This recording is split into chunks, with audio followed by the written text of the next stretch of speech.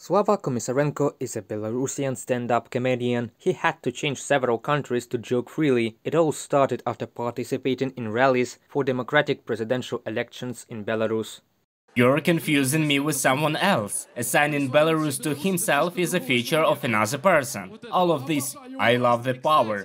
And by the way, if he hadn't been allowed on the plane, he wouldn't have been upset at all. Oh well, so I'll fly myself. Chik-chirik. Komisarenko devoted most of his monologues to the self-proclaimed president and condemned the aggression of the security forces there. As a result, the artist was banned from performing in his native country. He moved to Russia, but Moscow did not become a refuge for him. In January last year, Komisarenko began to receive threats from the Belarusian KGB, and he decided to move to Ukraine. And here he found out that a criminal case was opened against him in Belarus. The reason is jokes about Alexander Lukashenko. A criminal case was opened under Article 367 of the Criminal Code of the Republic of Belarus, slander against the President of the Republic of Belarus. The maximum punishment for it is up to 5 years in prison. From an article by the Current Time publication with reference to the data from a number of Telegram channels. The last 2 months, while Russia is waging a full-scale war against Ukraine and Belarus directly supports it, the artist has been giving concerts in Poland and supports Ukraine.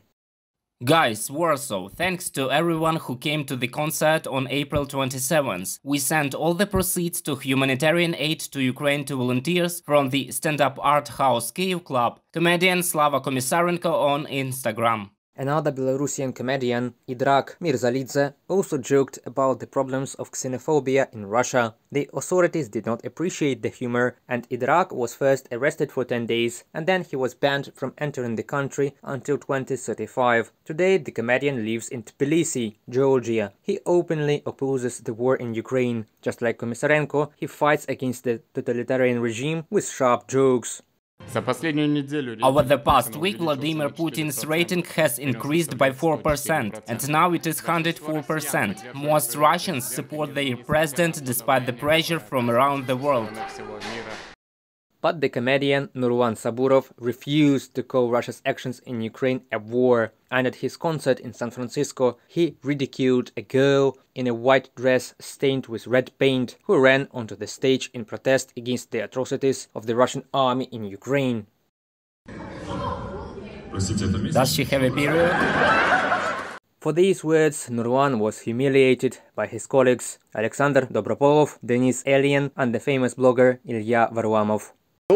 Why at some point to become such a shit-eater or a scoundrel? On the other hand, it's a strange question. After all, the place of the departed Vanya Urgant on the first channel has not yet cooled down, and perhaps it needs to be earned somehow. After Saburov's statements, all his concerts in Europe and America were cancelled. Russian stand-up comedian Danilo Poperechny, after expressing his anti-war position, first left Russia, then he decided to return home. At some point, a feeling of injustice jumped up. Why the hell should I leave my home, from the country that I love, if the authorities do what I don't like?